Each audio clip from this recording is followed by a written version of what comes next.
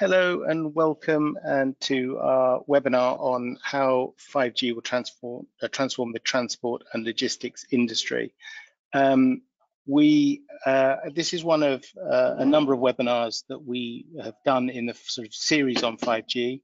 And if you go to our website under webinars, you'll be able to find information on webinars that we've done on the manufacturing industry to do with 5G's role in that, and 5G's role in healthcare. And then in the next couple of months, we'll also be running one on 5G's role within the energy industry, particularly looking at renewable energies. So let me just kick off and introduce the speakers and panelists today. My name's Chris Barrett. I'm a partner at STL Partners, and presenting we'll have a couple of our consultants from the consulting business, Tilly Gilbert, Senior Consultant, Miriam Gilmore, Consultant. And then joining us for the panel discussion is Ian Mash, who's Director of the CTO office at Huawei.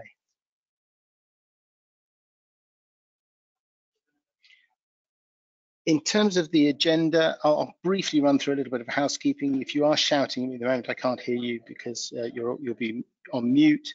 We'll then run through a little bit about, we've obviously, as I mentioned, have done some research on the impact 5G can have on industrials, and we'll look at what the pandemic has done to some of our forecasts we made last year in terms of the value it can add.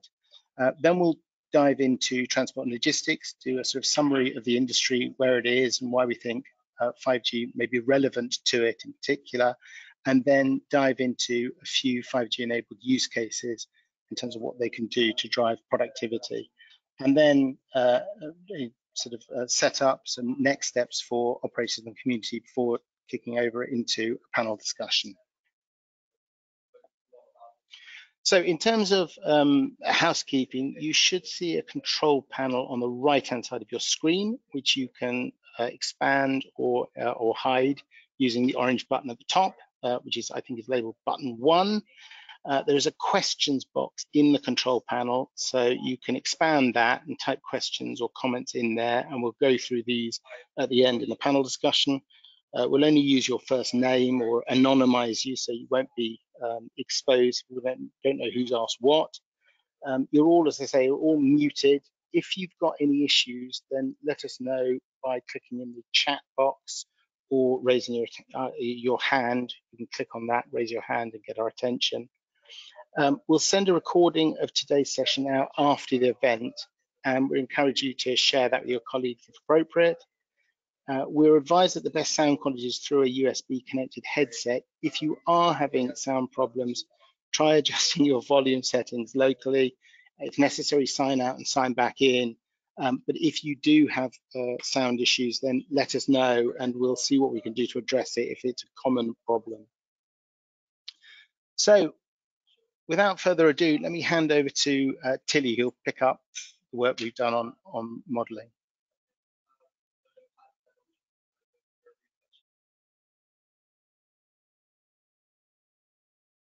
Thanks, Chris.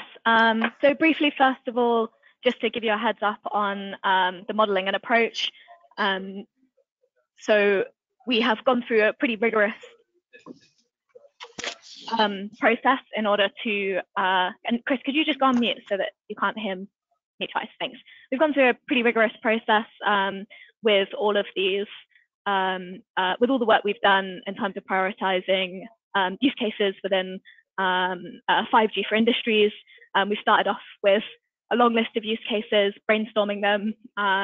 We've moved through into doing interviews with industry executives, so making sure that use cases that we have discussed as a team are use cases that industry executives also see as a priority for them, and we've discussed with more than 10 different individuals across telecoms operators looking at the transport and logistics industry, across executives within the industry themselves, and across solution providers in order to make sure we have a holistic picture of what use cases are really going to make a difference within the industry. That's led us to develop a few use cases in significant detail. Here we're going to talk about 2 of the 3 that we've developed in detail today, and you will see some more detail when we publish a full report on this in the upcoming weeks on the 3rd use case as well. So, in order to be able to build up a detailed picture bottom up, we focused in on 3 use cases that we think are going to be most significant.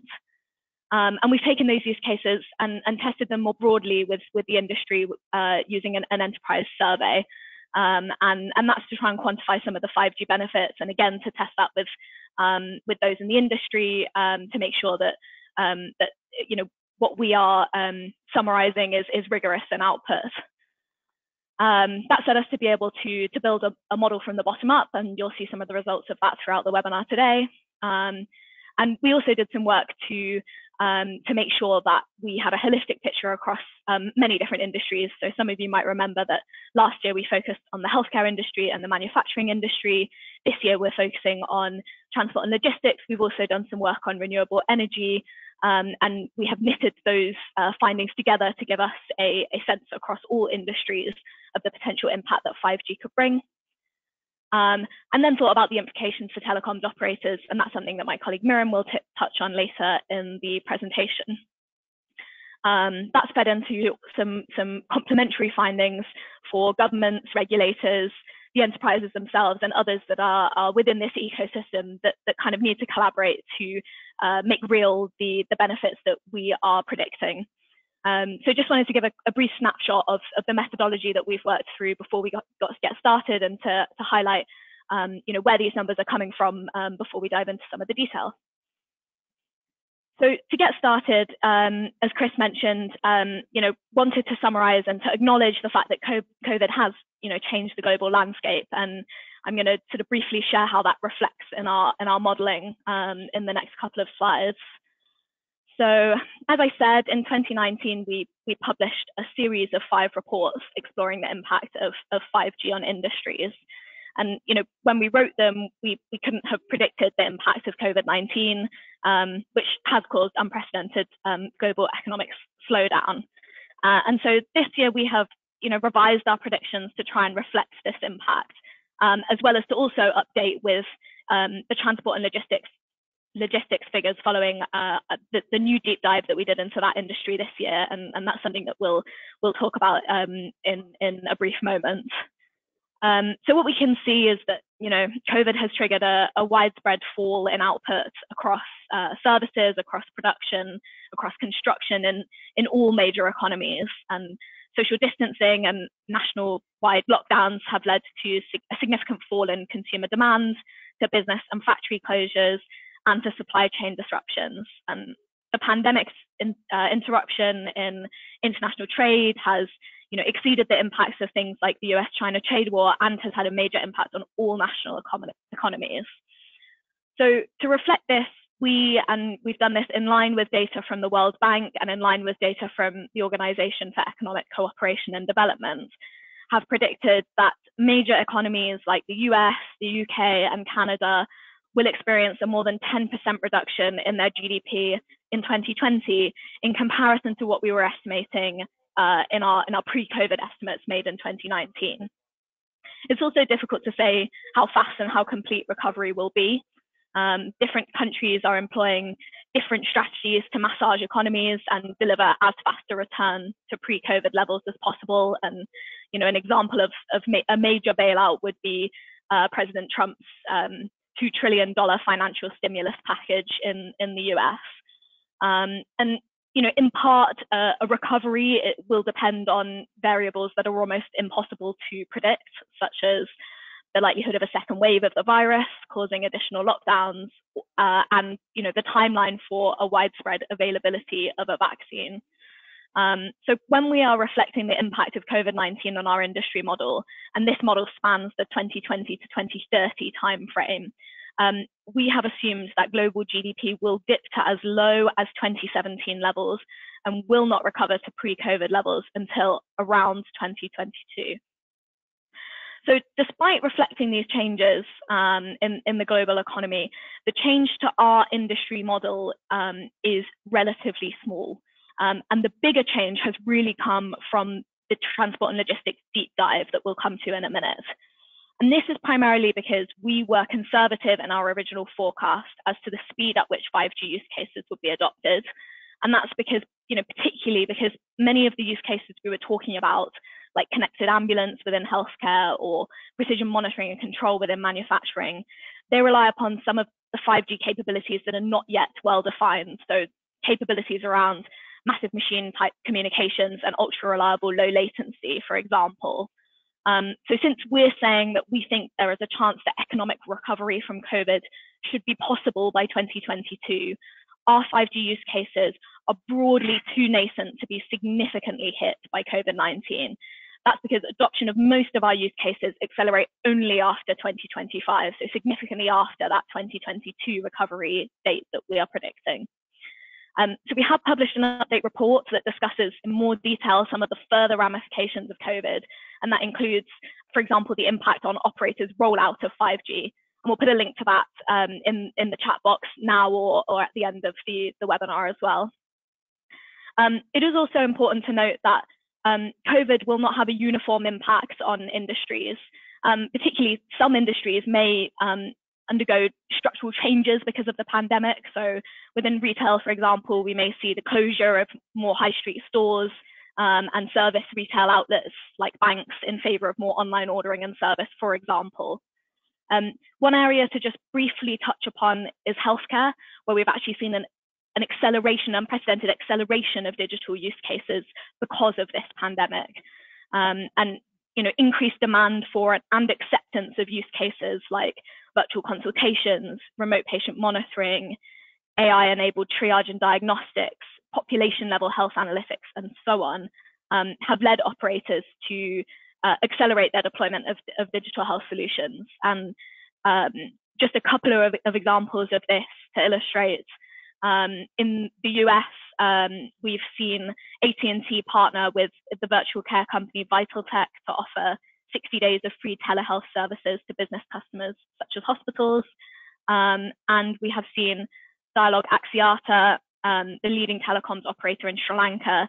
They have partnered with a local telehealth company called MyDoctor and with Samsung to deliver 16 hospitals to begin diagnosing and treating non-communicable disease patients remotely. So that's non-COVID related disease patients being treated and diagnosed remotely during the pandemic. That's being done with doctors using Samsung tablets loaded with the MyDoctor app and powered by Dialog's 4G network in this case. So while these are examples where digital health use cases are being adopted thanks to the pandemic without 5G technology, we do believe that the impact of a focus on telehealth will translate into faster adoption of 5G use cases. And this is because we think it will create a virtuous cycle. So higher adoption and demand for data-hungry applications, for example, high-definition video consultations with really secure, reliable performance, will trigger more investment and better understanding of customer needs, which in turn should lead to better products being put out into the market. And that should lead to an even higher adoption and an even clearer business case for continuing to invest and innovate in the digital health space. So just to illustrate how that would impact what we said in 2019 versus what we're saying now when it comes to 5G's impact on industries, you can see here on the left-hand side the adoption curve that we predicted for 5G-enabled remote patient monitoring pre-COVID, and you can see it's peaking at just under 9% adoption in high economic countries, high-income economic countries in 2025. And if you look at the right-hand side, you can see what we are predicting thanks to the impact of COVID, when we now think that this use case could reach 13% adoption in high economic countries in the same time frame. So significant changes there for our modeling, both reflecting global economic slowdown, but also the acceleration of certain use cases thanks to the pandemic as well. So now I'm going to turn to the second part of this webinar to share with you some of the new research done into another of our key verticals, the transport and logistics sector. First off, I'll just touch on some of the high-level context, And then we'll explore some of the most promising 5G-enabled use cases in more detail before Miran talks about some of the implications and recommendations for operators to round us off for today. And as Chris mentioned at the beginning, any questions or comments, do leave them for us in the chat as we go along. So to focus in on the logistics industry, it is facing a real squeeze. And while there are areas of positive growth, and some of those stem from changing patterns around COVID-19, for example, the increase in online shopping, they are also facing plenty of challenges. So customer expectations and demand, for example, are becoming increasingly difficult to meet as customers want next day delivery for no extra cost, within a specified 1 hour time window, and with money back if this is missed, for example. The industry also faces challenges they can't directly influence themselves, such as diesel price volatility and changing political trade arrangements, as well as pressures from governments and consumers to drive down their carbon emissions. And these challenges and opportunities that the transport and logistics industry face are also being closely tracked and influenced by national and local governments, who are often responsible for investments in supporting the local transport infrastructure, so be that roads or rail networks, etc. In addition to this, we heard this loud and clear in the interview program we did with executives within the transport and logistics industry. Capital and fixed operating costs are high, and companies are struggling to differentiate. So despite growing demand, many firms are suffering from eroding margins. The UK market exemplifies some of these issues, with revenue growth across the industry low or negative. And you can see this in the top right bar chart here, where operating margins from the top 100 largest hauliers in the UK fluctuates between 2 and 4%. So really low margin industry. And the focus for the majority of the industry is therefore on cost cutting and improving operational efficiency.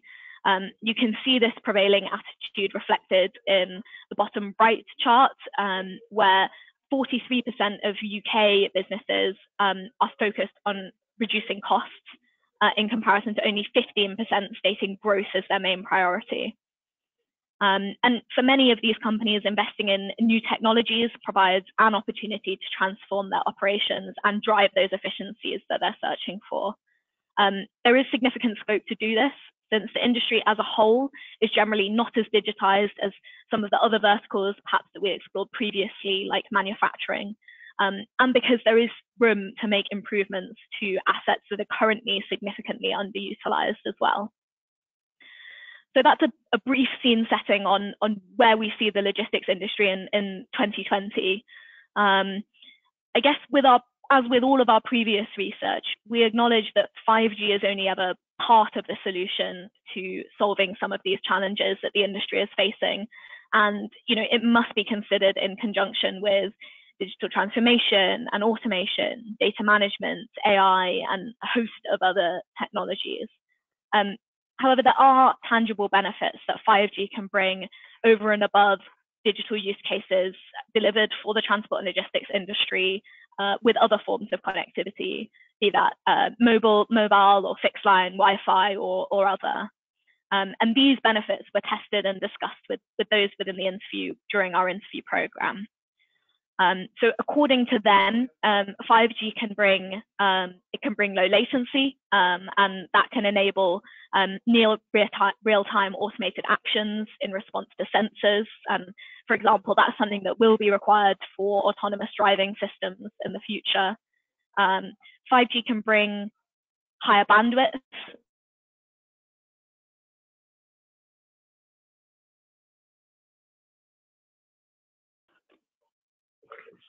Sorry, headset issue there, but it can bring higher bandwidth, and that can enable the increased use of video streams to monitor road use capacity and status, for example. It can enable increase in capacity, and that can enable many sensors in a small physical area. such as tens of sensors on one lorry being used to monitor the temperature of refrigerated items. It can enable high reliability, and that includes the use of 5G for network slicing to enable mission critical communications. And it can enable mobility to, for example, enable high-speed connectivity on fast-moving assets like trains and cars. Finally, it can also enable long battery life to keep the cost of replacing and maintaining the sensors low.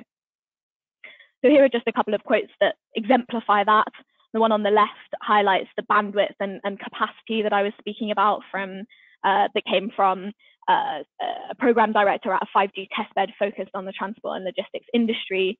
And the second quote on the right-hand side focusing on latency and how 5G can deliver better latency, and that came from a startup focused on providing traffic insights. So that's a brief look at what 5G can bring to the transport and logistics industry and the status that they're at today and some of the challenges they're facing. Our full report on the impact of 5G on the transport and logistics industry is going to be published in the next couple of weeks, and it explores 3 5G-enabled use cases in detail. Today, we're just going to touch upon 2 of them for time's sake, but I would highly encourage you guys to check out the report once it's published to explore in more detail the other one as well. So first up, I'm going to touch upon connected traffic infrastructure as our first really promising 5G use case that's going to drive productivity and growth within the transport and logistics industry. Briefly, how it works is connected IoT devices, and this includes sensors and video cameras, are integrated into traffic infrastructure. So for example, they are attached to traffic lights or embedded within the roads. These devices collect data about traffic, about the surrounding environment, and they stream this to a central analytics platform. And a lot of this use case is focused around being able to create a centralized data management platform. In the future, connected cars will also be able to receive and share this information, although this isn't necessary today. And these aggregated data points can be compared against historical data, which can lead to real-time actions being triggered if there is a difference in performance against the historical data. Or in the longer term, the information can be leveraged to identify improvements to traffic networks. There are lots of ways in which this data can be used. Just to give you a sense of 2 briefly now, smart traffic lights is one. So this is where traffic lights can optimize traffic flow and minimize waiting time for vehicles by adjusting their timing according to real-time road conditions that they're receiving from this multitude of connected IoT sensors. And they can advise drivers on the ideal speed to maintain in order to avoid a red light, for example. It's also possible to prioritize more sustainable transport options using smart traffic lights, such as buses or cyclists, or to prioritize emergency vehicles such as ambulances. In order to do that, you need multimodal analysis, which means that you need to have video cameras as part of your solution, and that puts a real strain on bandwidth if you aren't using 5G connectivity. Traffic lights can also be used to slow down cars that are speeding, for example, by turning red when they approach and forcing the car to stop. So there's a multitude of ways that that connected traffic infrastructure could be used, for example, to enable smart traffic lights. The other one to highlight maybe just briefly is connected traffic infrastructure could be used to help deal with accidents. So in the event of an abnormal activity, such as an accident, the emergency services will be alerted immediately, and other road users are also alerted real time that there is a potential hazard. Since we are talking about video cameras being used, footage of the incident will be recorded. They can identify the cause of the accident and also potentially help future accidents to be prevented, something that's valuable to local government and insurance companies alike. So the use case can provide benefits to a number of different users, including drivers themselves, the emergency services, public transport providers, and infrastructure management companies. And 5G is really needed here to increase the number of sensors that can be connected within a small area to ensure the reliability of the connection and allow sensors to be placed in non-fiber rich areas. And as that use of HD video increases as a source of data, the need for reliable high bandwidth connectivity increases. And this is a use case that is both a prerequisite and a potential glide path to more futuristic use cases around the connected car. So 5G is valuable in future-proofing as well. Just to touch upon the output from this use case before I wrap up, we can see that, with this use case, because the transport and logistics industry are heavy users of road infrastructure, they benefit significantly from this use case being implemented. However, not all the benefits from this use case will be directly recouped only by transport and logistics. In fact, any industry and any person that uses road infrastructure, be that driving themselves, being a passenger in a car, cycling, using buses, etc., will benefit from this use case. And that's what we mean in the right-hand chart here when we talk about direct versus indirect impacts. So the direct impacts are those where the transport and logistics industry are the only industry that are directly benefiting from the use case, and Miriam will explore one of those in a moment. And in the case of connected traffic infrastructure, we're talking about indirect impact, where it is benefiting disproportionately highly the transport and logistics industry, but also any person using the road infrastructure. And what you can see is that indirect benefits are big. They make up to 80% of the benefits that we're seeing for transport and logistics. So connected traffic infrastructure is a really major use case. And that's why we see it as being so important for governments to invest in this infrastructure.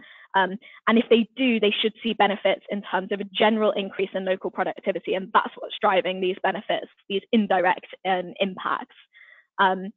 We have been cautious about reallocating what we're saying is time saved from connected traffic infrastructure into increased productivity, or essentially into a small increase in working hours. But we have assumed that, and only on working days, some of the time saved from commuting will be used to increase time spent working. Just to talk about that briefly in the context of the UK, we'd be saying in a week, the average employed person within the UK does 32.1 hours of work, which is equivalent of spending 27% of your day working 5 days a week, even if it feels like more than that. We have assumed that the same ratios hold true for the additional time saved, allocating 27% of time to increase work and the rest to sleep, hobbies, eating, relaxing, etc. for the 5 days. On weekends, we've assumed 100% of the time saved goes to allocated leisure time rather than additional work. So this equates to only about 15 minutes of extra productive time each week within the UK.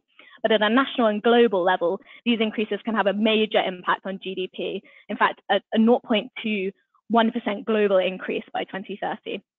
And that's the prime driver for the left-hand chart showing an increase in our prediction of the uptick 5G could bring to the transport and logistics industry from just over 3.5% to almost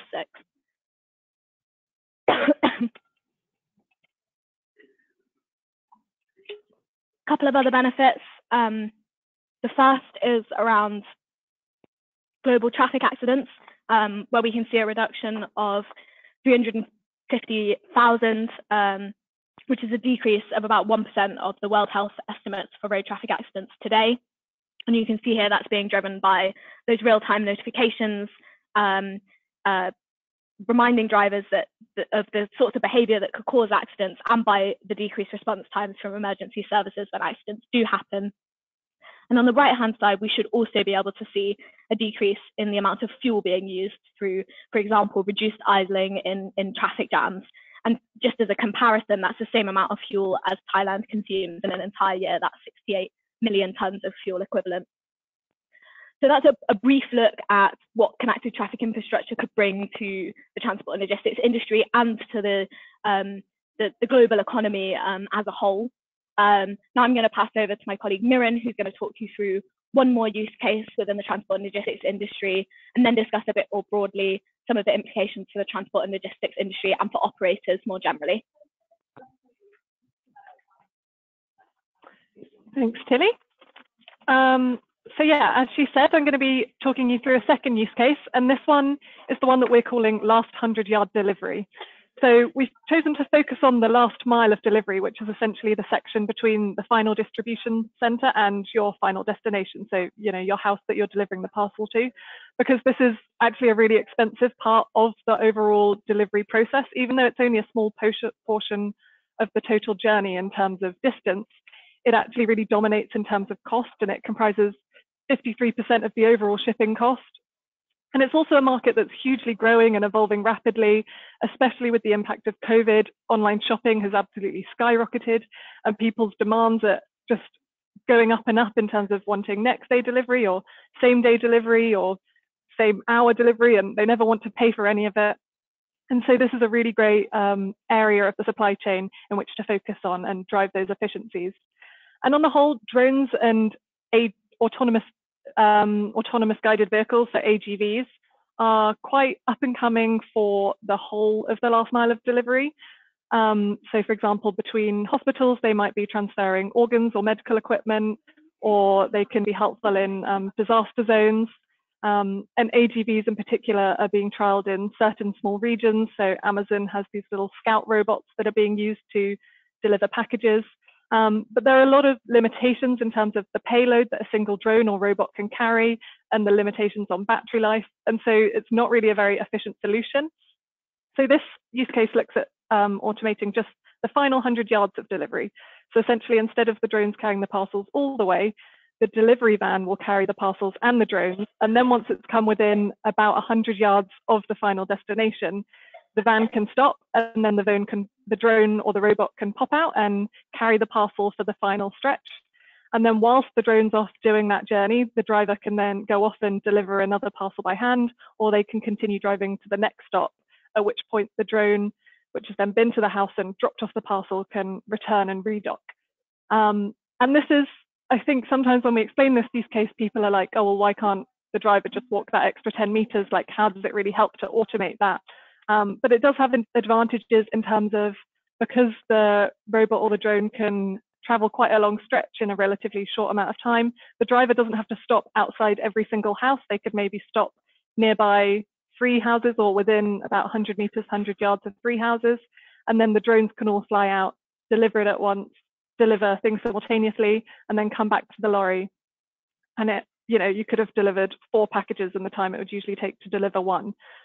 And the reason that this use case needs 5G is, you can obviously have robots and drones working without 5G, because that's what we have currently. If it's following a predefined route, it can function just with 4G. But if you're looking at adoption becoming more widespread and the number of drones in the sky reaching the thousands, then you're going to have a lot going on, and they're going to need to be able to communicate with one another so that they're aware of each other's locations and they don't crash. And so this inter-drone communication is going to need to be real time, and is therefore going to require 5G. And then as you progress to more autonomous movement, where the route hasn't been pre-planned, you're often going to need to be streaming video footage in real time.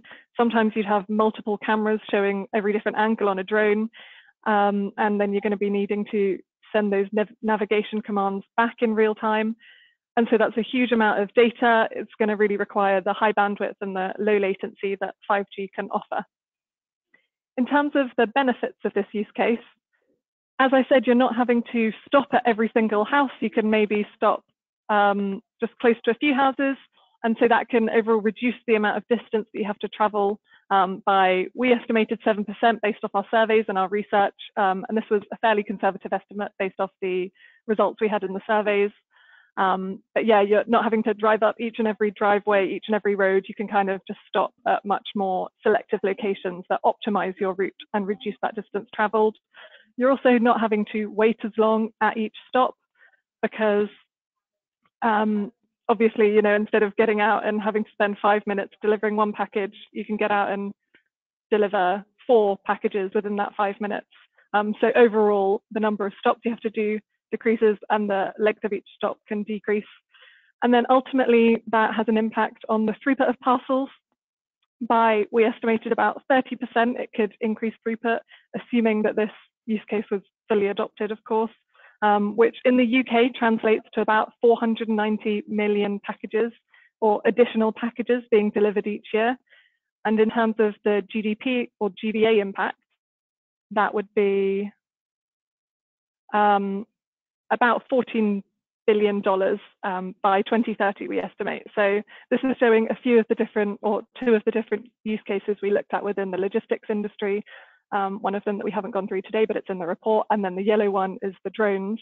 And you can see up until that time, it's quite a small sliver. You're not deriving huge benefits just because we've gone really conservative on the adoption. The reality is we don't think we're going to have thousands of drones flying through the skies in 3 years' time.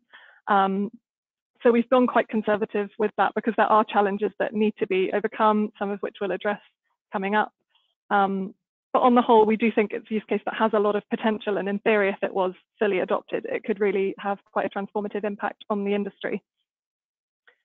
So I think now we're going to go to Chris for a bit of a poll. Hi, thanks, Miriam. Now, we believe that transport and logistics is a very interesting opportunity for operators, not least in that the economies of scale really exist nationally rather than internationally, certainly for domestic deliveries. And that means that telcos with national scale are certainly not at a disadvantage compared with global international sort of internet companies and so on.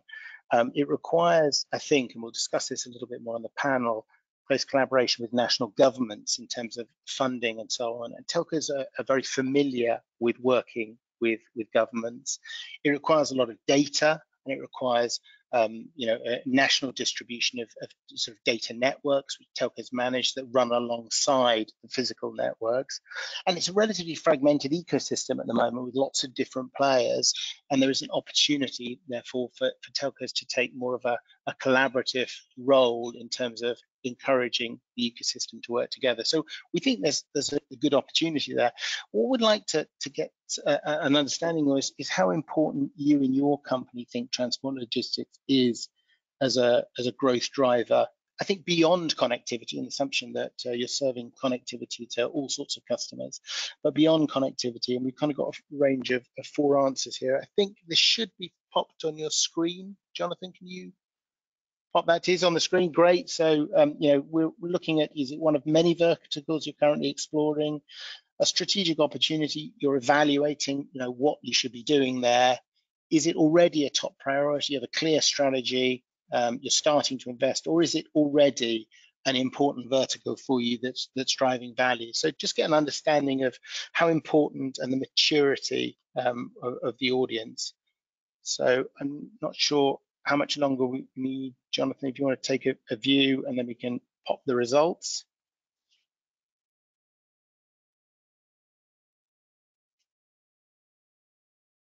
Okay, interesting. So there are a handful who are already doing quite a lot out there. I know 1 or 2 companies have invested quite heavily. I know Verizon in the US has quite a significant fleet management solution based on a buy and build, an M&A strategy followed by developing and integrating some of those solutions. But for many, over half of you, it's one of many verticals. And I guess that's to some extent the telco industry is going through a verticalization process at the moment. It's been a horizontal strategy providing voice messaging connectivity to anybody and everybody. And now, as we look to move beyond connectivity becoming commoditized, there is a need to verticalize. And I think many operators are exploring which verticals are most interesting to them. So that's great. If we return, I think, Miriam, you're going to pick up the presentation.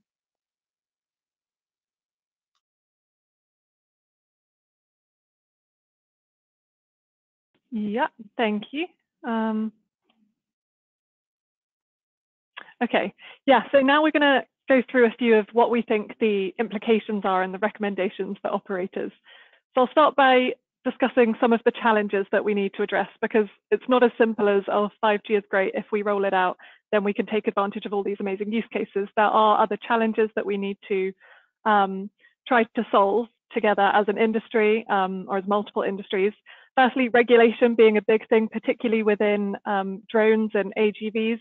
These are very new technologies and there isn't much understanding around them. There's not a lot of legislation surrounding how they can be used. There are some countries that, they weren't sure what to do with drones, so they've just fully banned them outright, whereas I think the majority of countries do allow drones, but you can only fly it within visual line of sight. So a use case like final last 100 yards wouldn't really work if you constantly have to have a person standing there and watching the drone. It doesn't really save any time or manpower. So that will probably significantly slow the rate of adoption of automation within deliveries. And until these issues are addressed, and until the people writing the legislation understand how these technologies can be used safely, it's going to be a real barrier in terms of automation within logistics. Data privacy is also a big issue, particularly with connected traffic infrastructure, which Tilly discussed, because you're essentially having a system that's taking lots of data from the vehicles on the roads and streaming it in real time and uploading it to a central data platform that's likely going to be orchestrated by the government. And so that's going to raise huge issues in terms of data privacy and who owns the data. Again, if you've got drones flying around with cameras on them, people might not feel comfortable having their face potentially being picked up and streamed. So that's definitely an issue that needs to be resolved somehow. Also coordinating the huge number of stakeholders that there are within the transport and logistics ecosystem, even just throughout a single supply chain, from those using the road infrastructure and potentially contributing that data to those that are collecting the data and analyzing it. There are so many different players, and it's quite difficult to be able to coordinate all of these players and make sure that the data's been shared in the way that it needs to, so that you can ultimately achieve a use case like connected traffic infrastructure, where everything is connected and working together. And then finally, network coverage. If you want to be able to connect your road network seamlessly, you're either going to have operators providing 100% seamless road coverage for all of the major roads, or you're going to have some type of special roaming agreement, maybe to allow people to for traffic to move from one network to the other network. So there isn't really a solution for this at the moment, and that's something that needs to be found, because ultimately it's probably not feasible for operators to be providing 100% seamless road coverage. That would be a bit of an ambitious ask, and it would be very expensive and time consuming as well. In terms of what we feel could be done, especially by operators, we think there's a real role for engaging with governments, because governments are such key stakeholders within decision making when it comes to public traffic infrastructure. For example, within the UK, it's the local governments in combination with Highways England, which is a government-owned company, who are paying for the road upgrades. And so they're playing a really key, pivotal role in the digital transformation of a country's transport industry, because they're the ones that are funding that transformation of the public infrastructure. And so when talking to these public sector stakeholders, it's really important to be able to communicate the value of these digital solutions and provide a strong and rapid return on their investment, because for them, not having that background and not really understanding the technologies, they might find it hard to justify the investment if they don't understand, what the benefits are that they're going to derive from it. And so you really need to be careful communicating those benefits and demonstrating them clearly, and making sure the right language has been used, and also being flexible with the engagement model.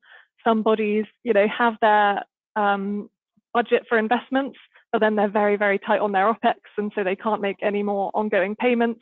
Whereas others, they don't have that initial budget for the big CapEx investment, but they are happy with a slightly larger ongoing OPEX. So it's important to be able to adapt to the different customers. But on the whole, COVID really has demonstrated how important it is to have reliable and high-speed connectivity across national territories. And so it really is a great time for operators to be able to use this positive attitude to engage with governments and engage with them about investment into different 5G infrastructure and the ways that it can benefit wider society. There are some 5G corridors that the EU are looking to do, where they're looking to co-fund cross-border 5G networks to provide coverage along major roads. So that's a great industry initiative to get involved with, that operators can play an important role in. There are other, I think, government initiatives like Traficom, which is a Finnish company, who are doing a lot of work researching different transport and logistics use cases and how 5G can play a part in them. West Midlands 5G is doing a great job in the UK. So there are a lot of different initiatives to get involved with. and operators can play a really key role here in providing that knowledge. There's also a role to be played in terms of providing that pedigree as an ecosystem player, because as I said, there are so many different players and all of the different parties have to be able to collaborate across different sectors. And these often have very limited visibility of one another's sectors and one another's work. So operators need to be able to prove that they can be a good ecosystem player and an enabler in order to succeed in the industry. And so, for example, a big issue that the industry faces is data sharing and the fact that there are a lot of data silos and there's a lot of reluctance, generally cultural reluctance to share any data. So operators could seek to play a really key role in enabling data sharing across the supply chains and mediating those relationships between the private sector companies and the public sector. And although this can be quite a challenging task, it does really play into some key strengths for telcos. They have a great relationship with the public sector. They also have a reputation as an entity that can be trusted to store data, and they have strong national plays. So they're quite well placed to be acting as this key ecosystem player. And then finally, aligning with the industry, it's important that operators are working closely with those enterprises and the solution providers to ensure that the technology is aligning with their needs. So for example, ensuring that where they're rolling out their networks are in the major locations in terms of road networks, also with the new releases of 5G that are being continually added. It's about making sure that those future enhancements have an impact on what the industry needs in terms of 5G use cases. So I know the next release of 5G is going to feature 5G enhancements for UAVs, which is unmanned aerial vehicles, so essentially drones, and also enhanced V2X services. And that's something that really relies on that continuous communication with the industry, making sure that their needs are very clearly communicated and understood so that the technology that's offered matches them and matches what they need. So I think that sums it up in terms of our presentation, and we'll now move on to a question and answer session. Thanks, Miriam. That's great. And let me invite and introduce Ian to the panel. And Ian, let me sort of kick off with a question that hopefully will be one that you'll find you'll knock out the park, as it were. From Mark, it says, what role can a telco operator play in enabling these transport and logistics ecosystems which are dependent on 5G technology? Or do they just deliver the connectivity? Is it really just another connectivity player, or should and could they be doing more? And what might that look like? Hi, Chris. Thanks. And hello, everyone, this afternoon. Yeah, well, I think Miriam just answered quite a lot of that question, actually. But basically, I think operators can get involved much or as little as they wish to. I think if they just supply the connectivity, it's, as a business, more of the same. I think, you know, it's a good business to be in, but nevertheless, their margins are being tightened. If they can get involved in partners, bring together partners and work with the industry and build a partner ecosystem, I think looking at some of the potential business models there, they can look to build businesses and you know, split larger revenues that don't just require you know, connectivity. So I think it's something that operators should be looking at. It's something that we're trying to help operators look at the moment. And I think there is opportunity in the marketplace to build, but I think the operators have to take a step back and decide how much they want to play in the ecosystems and what their role is going to be, if they're going to pull together the ecosystem or they're just going to be a bit player. And I guess, are you suggesting that this is really a selection process? I mean, we had 55% of respondents say it's one of many verticals we're looking at. Are you suggesting that if you want to do more than connectivity or moving further up, you need particular skills, capability, resources, and that requires investment, and therefore you're going to have to pick which verticals you're going to do more than a connectivity play and be selective there?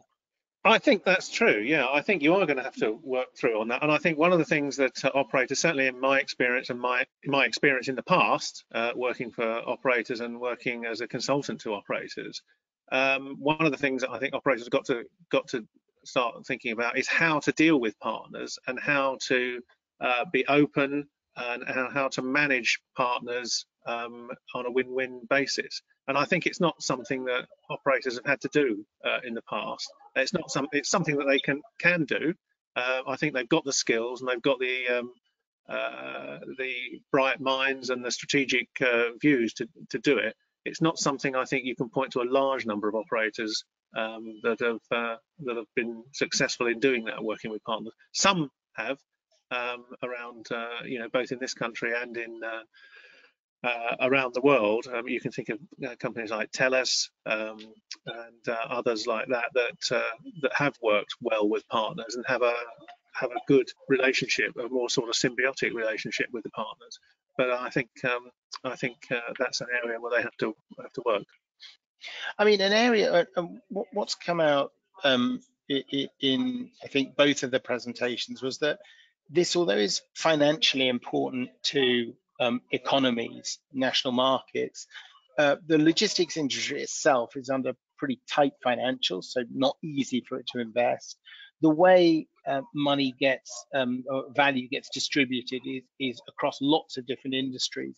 Therefore, it does need a government sort of intervention, and Miriam pointed that out quite clearly. But and telcos have got quite a lot of experience, obviously, working with government, sometimes as friends, and sometimes, slapping them on the wrist as regulators. But how might that manifest itself? How should the industry be engaging with governments on this in terms of helping out at the national PLC? What is? I mean, you work all over the world. Have you got views on what works and what's been successful, and any examples?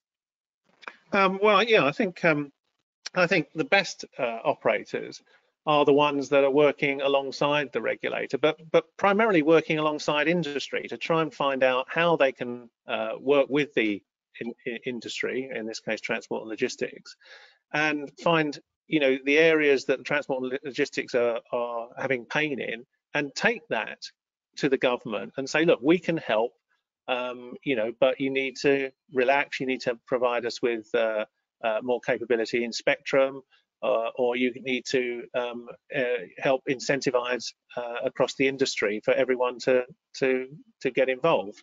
I think there's no specific country that I can think of at the moment that's done that on transport and logistics, but what I can say is quite a few of the Middle Eastern countries have been quite innovative in some of the ways they've applied licensing, and a way that they've applied incentives to various parts of the industry or industries. And I think that's the sort of thing that we're going to have to do right around the world to help these low margin businesses work. So, the issue really is, how can you provide an end-to-end service with partners, and how can you be working with government regulators to make that easy to do. And Miriam pointed out, if you're going to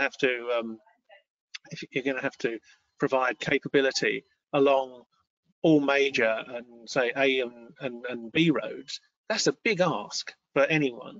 But I think governments can help with that by providing, help on wayleaves. They can provide help so you don't have to fight for every lamppost to put a cell on, and that sort of thing. It has to be a holistic approach with government, industry, and the operators working together. Great, thank you. We've had a few questions about 5G and other technologies, and Wi-Fi 6. Is it a friend or a foe? LoRa, LPWAN, and I guess maybe Miriam, Tilly, how do you think that 5G, and what have our assumptions been around 5G being a dominant role or being part of the fabric, and where and how will it integrate? And also, the degree to which 5G is incremental on LTE in terms of value? Yeah, it's a good question, and one that hopefully I touched upon earlier in mentioning that 5G is not the whole answer here. It is part of working with lots of other types of technologies to deliver solutions. And I guess there are a few areas where we're seeing 5G having a significant means of differentiating in comparison to other connectivity options that we're seeing today. That is primarily around where you have use cases either that rely upon HD video, so the use case of connected traffic infrastructure, for example, relies fairly heavily on having video sensors as well as other IoT sensors. And there, particularly where solution providers are looking to avoid the disruption and the cost of digging up roads to install fiber, there we're seeing 5G being able to provide real differentiation. And when you compare that with 4G, we've heard, for example, that 4G cannot withstand some of the capacity issues as well. So connected traffic infrastructure is a particularly useful use case when things are congested. At that point, where there are lots of cars and vehicles at a standstill, you have lots of people on their phones connected to the 4G network. And so latency and congestion actually increases at the point where the use case needs to be performing as optimally as possible. And 5G can help to withstand that additional capacity, to handle the high definition bandwidth and to deliver the use case in a significantly better fashion. The other time when we're seeing 5G sort of differentiating above and beyond other forms of connectivity is where there are use cases that are perhaps working today in a lab that are not yet scaled across a country or across international borders. And in some of these use cases, which may actually be transferring relatively small bits of data, so IoT sensors, for example, the issue is really in being able to do that at scale. So being able to do that on major road networks where there are a high volume of traffic traveling at any one time, being able to monitor significantly sort of a significant number of connected devices all in one small area. And again, that's where we're seeing 5G withstand much better than 4G in the real world. So it is not the only answer, and there are complementary technologies and other forms of connectivity that will be used, no doubt, to deliver some of these use cases and use cases like these. But we are seeing some material areas where we think 5G can provide benefits above and beyond what's being done with network connectivities that we see today. Thank you. Thank you. I'm conscious of time. We need to draw to close. We've got quite a few questions, including one from Bruno, where he asks, we haven't covered large logistic hubs, which can also benefit from 5G in terms of automation and processing and minimal human interventions. Bruno, I would point you to, and you're quite right, we did focus here more on the mobility angle and aspects of the logistics industry. And we did look in quite a lot of detail at process automation and the interventions that 5G could make in a manufacturing report, which is quite similar to what you're talking about with these warehouses and large logistics hubs. And I would point you both to the webinar there and the report on our website that covers that. These other questions we've had, we will respond to you in a written format, and we'll distribute that. Had other questions, as we always do, about whether the presentations will be available, and they will, as will the recording in the next day or two. And so we'll make those available to you. And as I say, there are other webinars and the reports upon which this research is based that are on our website. And there'll be a further 5G webinar covering the renewables energy industry in the next couple of months. So that's just to say thank you very much for your time, and thank you to our presenters and to Ian, our panelists.